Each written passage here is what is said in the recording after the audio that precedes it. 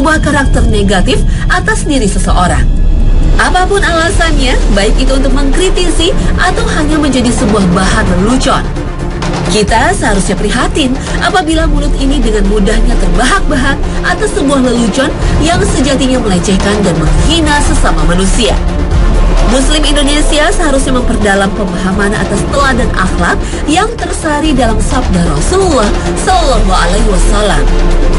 Sungguh, orang yang paling kubenci dan kedudukannya paling jauh denganku di antara kalian kelak pada hari kiamat ialah orang yang banyak bicara dan menyakiti orang lain melalui lisannya, serta orang-orang yang angkuh. Hadis riwayat Tirmizi.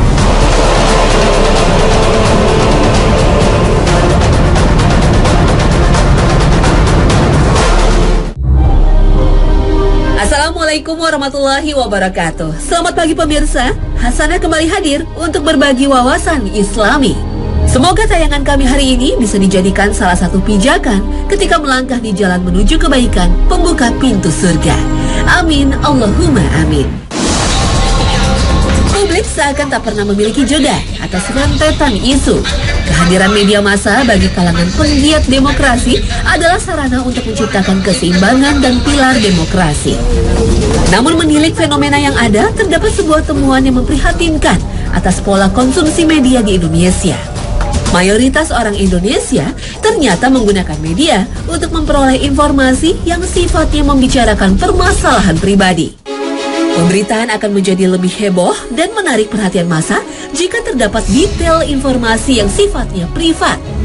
Buktinya nyata ketika publik lebih fokus terhadap masalah aliran uang haram kepada beberapa wanita dibandingkan mencermati berapakah dana pembangunan yang diselewengkan dalam kasus korupsi. Paparan informasi pribadi ternyata sesuatu yang ditunggu dan dicari oleh sebagian besar masyarakat Indonesia. Sayangnya, ragam informasi di dalam media jenis ini seringkali menyajikan berita yang cenderung bernilai negatif. Perceraian, perseteruan, pertengkaran yang berujung saling hina dan cerca adalah beberapa contoh permasalahan pribadi yang akhirnya menjadi isu publik. Tengok saja pemberitaan sebulan terakhir. Dominasi permasalahan pribadi di ruang publik tampak dari tingginya intensitas pemberitaan cercaan artis sensual kepada penyanyi dangdut, sengketa atas bangunan makam, hingga tuduhan perselingkuhan kepada komedian yang dilakukan oleh istrinya. Namun sejatinya bulan September seakan menjadi milik Vicky Prasetyo dan Abdul Qadir Al-Jailani. Keduanya muncul ke ranah publik dengan kasus yang berbeda. Vicky menjadi tenar karena gaya bicaranya yang unik, sedangkan kontroversi dalam diri Abdul Qadir Al-Jailani muncul karena gaya mengemudinya yang menimbulkan petaka. Akhirnya kedua laki-laki ini memiliki permasalahan yang sama, yaitu dugaan dan sangkaan atas pelanggaran hukum. Namun yang harus dicermati adalah terbangunnya opini atas kedua lelaki ini. Publik seolah telah menjadi hakim yang sudah memiliki vonis atas tindakan keduanya. Opini yang terbangun seakan telah menjadikan keduanya bersalah. Atau paling tidak, publik telah memiliki gambaran bahwa keduanya figur yang tak terpuji. Stempel negatif dari masyarakat ternyata mendahului ketukan palu dari sebuah persidangan. Dampak sosial telah mendera keduanya jauh sebelum kesalahan mereka terbukti di ruang pengadilan. Prasangka banyak orang tentunya tak terbangun secara tiba-tiba. Perkembangan dunia media dengan aneka bentuk membuat siapapun bebas dan memiliki akses untuk ikut membentuk dan menggiring sebuah opini publik. Suka tidak suka, video di situs internet lah yang menjadi rujukan banyak orang untuk mengenal sosok Vicky Prasetyo. Juga petaka yang dialami Abdul Qadir Al-Jailani. Tak hanya itu, orang tua dan teman dekatnya pun ikut menjadi sasaran publik. Inilah efek samping dari penjaminan sebuah kebebasan berpendapat. Siapapun berhak menyuarakan pendapatnya, termasuk bersuara atas sebuah permasalahan yang mungkin tak ada kaitan dan sangkut paut dengan dirinya. Yang jelas, belum terbukti kebenarannya. Entah mengapa, kini banyak orang Indonesia yang gemar mencaci melalui gambar, video, bahkan status di sosial media. Apakah mereka tak menyadari bahwa segala sesuatu yang mereka unggah di sosial media adalah bentuk dari perkataan mereka dalam bentuk visual? Dulu karakter sebuah bangsa bisa ditilik dari karya sastra dan seninya. Indonesia dengan kekayaan budaya sempat menjadi negara santun dan terkenal dengan etos gotong royongnya. Namun di era digital, image bangsa itu tergambar dari bagaimana warga negaranya menggunakan internet dan bersosialisasi di sosial media. Indonesia bukan lagi bangsa yang santun dan ramah. Padahal Indonesia adalah negeri dengan penduduk mayoritas Muslim. Islam telah menyediakan sumber ilmu sekaligus pedoman hidup yang terjamin kebenarannya. Dan hadis Nabi adalah salah satunya. Barang siapa beriman kepada Allah dan hari akhir, hendaklah ia berbicara yang baik atau lebih baik diam. Hadis riwayat Muslim dan Tirmizi. Seseorang yang mengatakan sesuatu yang belum jelas baginya, hakikat maupun akibatnya, maka ia akan terlempar ke neraka sejauh timur dan barat. Hadis riwayat Muslim. Mungkinkah banyak orang Indonesia yang lupa atau tak mengetahui kedua hadis Rasulullah Shallallahu Alaihi Wasallam yang jelas sahih ini? Wallahu a'lam bishawab. Banyak Muslim Indonesia yang terbakar emosinya, merasa dilecehkan agamanya ketika muncul film ini. Innocence of Muslim adalah salah satu bentuk penghinaan yang besar dan kasar atas keagungan Islam dan kesucian akhlak yang diteladankan oleh Rasulullah Shallallahu Alaihi Wasallam. Namun tengoklah rangkaian kisah dan cerita fiksi yang mendominasi layar kaca. Secara perlahan, Muslim Indonesia disajikan tontonan yang memparodikan status haji. Dalam beberapa judul, gelar haji disematkan kepada tokoh yang mempunyai sifat iri dan dengki.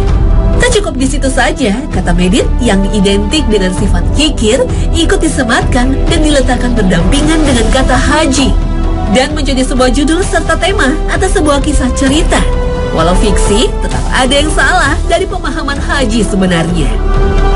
Parodi yang lebih sarkastis terdapat dalam sebuah halaman di sebuah sosial media. Tanpa sungkan dan ragu, seseorang mengoperasikan sebuah halaman yang memparodikan seorang tokoh dengan latar belakang keislaman yang kental. Tapi apakah si perancang telah mempelajari betul dampak atas sebuah parodi atau kisah rekaan yang menempatkan haji atau pemimpin umat dalam konotasi yang negatif? Kita semua harus menyadari dan memahami betul bahwa haji dan pemimpin umat sejatinya merupakan simbol penting dalam konteks sosial kemasyarakatan di Indonesia. Sebagian besar Muslim Indonesia sebenarnya masih memahami agama dan ibadah dalam tataran simbolik. Mayoritas masyarakat Indonesia menjunjung tinggi simbol-simbol dalam agama. Kiai, Haji, dan Habib sejatinya adalah gelar dari masyarakat kepada seseorang yang dipandang memiliki pendalaman agama yang matang. Banyak Muslim Indonesia yang menjadikannya sebagai sebuah simbol dengan derajat yang tinggi. Memparodikan simbol dan status sosial sejatinya memiliki beberapa dampak. Salah satu bentuknya adalah turunnya kepercayaan dan penghormatan atas seorang haji. Ketidakmatangan intelektualitas sebagian besar masyarakat Indonesia bisa menggiring kepada pemahaman bahwa sesuatu yang fiksi ini adalah sebuah kisah nyata. Militansi jamaah juga akan membuat parodi atas tokoh agama adalah sebuah bentuk pelecehan terhadap orang yang mereka kagumi dan percaya. Ketidakpuasan atas perilaku seseorang atau sistem sosial bisa dilakukan dengan banyak cara. Namun ingatlah hadis Nabi Muhammad Sallallahu Alaihi Wasallam. Cukuplah seseorang dikatakan jahat, buruk perangai apabila ia menghina saudaranya yang Islam. Hadis riwayat Muslim. Saling olok dan hina ternyata amat lekat dengan kehidupan remaja Indonesia. Hal ini berdasarkan fakta yang disampaikan oleh sebuah lembaga sosial masyarakat yang bernama Sejiwa Foundation. Saling olok dan hina merupakan sebuah perkara yang masuk dalam ranah kekerasan terhadap anak.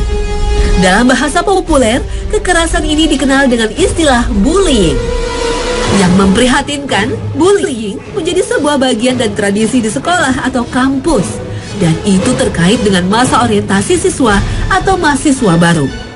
Salah satu bentuk bullying yang seolah dianggap wajar adalah sematan istilah dan peraturan yang merendahkan siswa atau mahasiswa baru. Ketika awal musim belajar tiba, maka beberapa senior menjadi berhak untuk mengenalkan suasana belajar dengan cara mereka sendiri.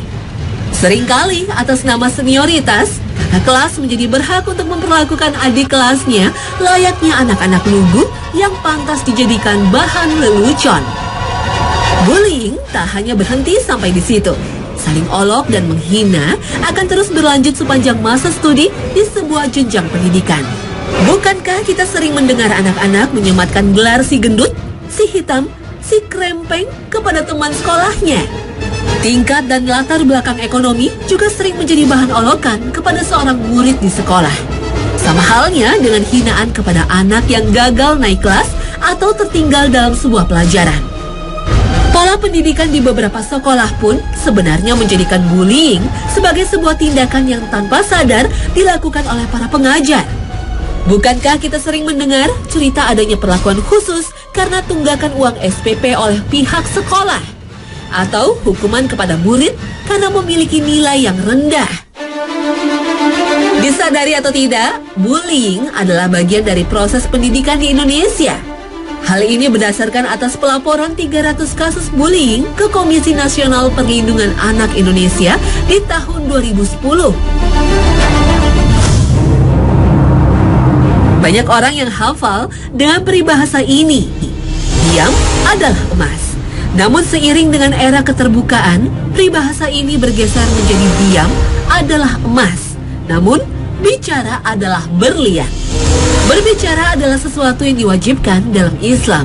Namun, ini ada dalam konteks mendakwahkan ajaran tauhid. Dan telah tersari dalam surah An-Nahl ayat ke-125.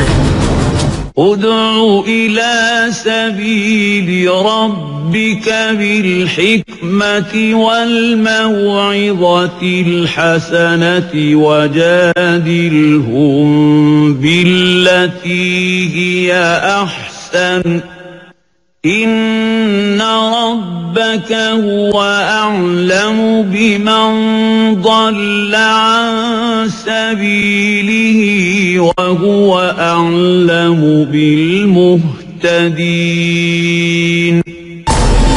Serulah manusia kepada jalan Tuhanmu dengan hikmah dan pelajaran yang baik, dan bantahlah mereka dengan cara yang baik.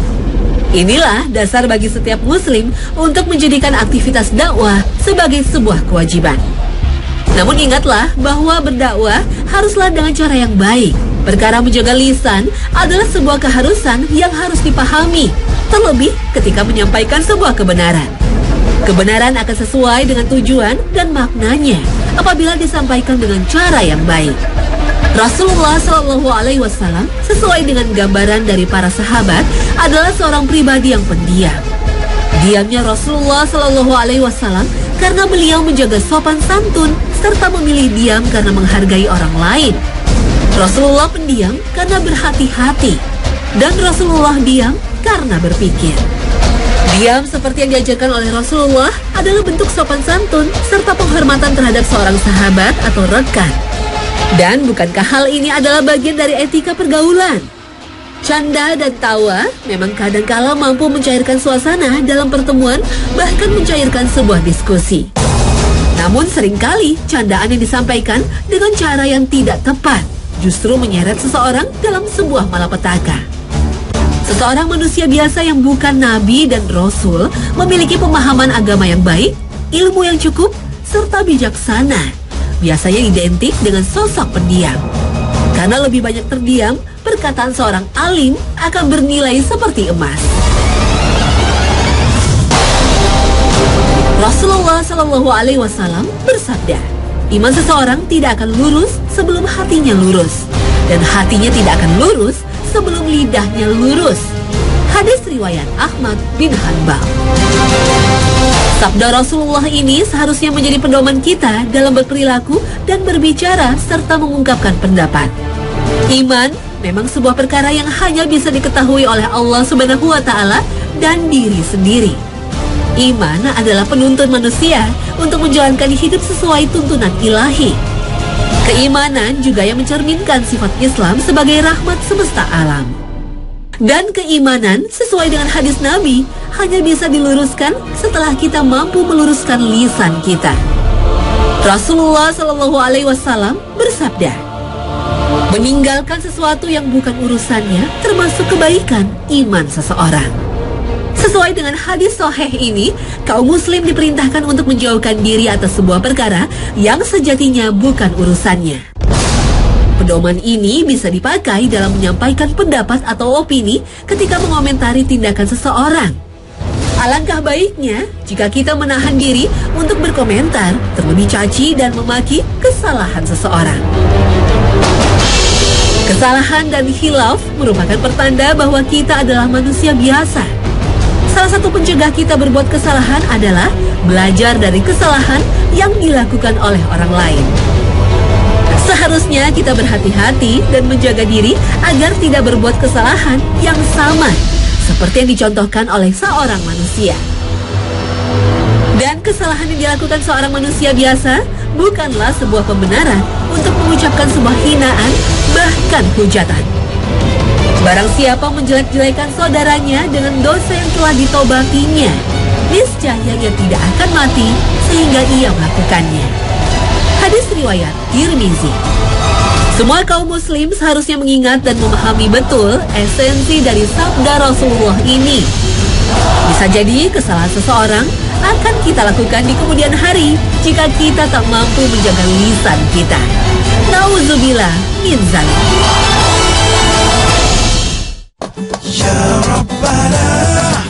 Pemirsa, inilah akhir kebersamaan kita. Semoga tayangan kami hari ini bisa dipahami sebagai sebuah penambahan wawasan untuk menjalankan kehidupan sesuai dengan pedoman dan tuntunan Islami. Akhir kata, terima kasih atas perhatian Anda dan wassalamualaikum warahmatullahi wabarakatuh.